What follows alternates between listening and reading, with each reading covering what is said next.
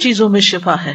عن ابن عباس رضی اللہ عنہما قال الشفاء فی ثلاث شربت عسل وشرطة محجم وکیۃ نار وانہا امتی عن الکی، کتاب الطب۔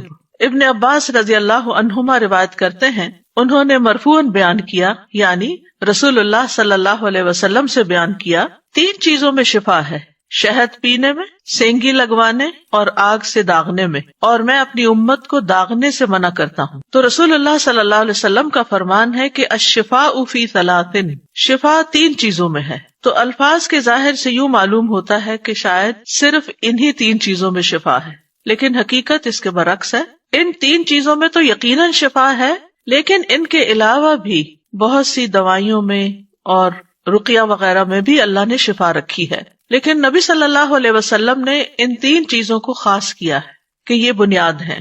لیکن ان میں بھی یہ یاد رکھنا چاہیے کہ یہ 3 چیزیں بھی اگر مزاج کو موافق آئیں اور ایک صحیح کوانٹٹی کے مطابق لی جائیں، صحیح طریقے پر لی جائیں، تو پھر ہی فائدہ ہوتا ہے۔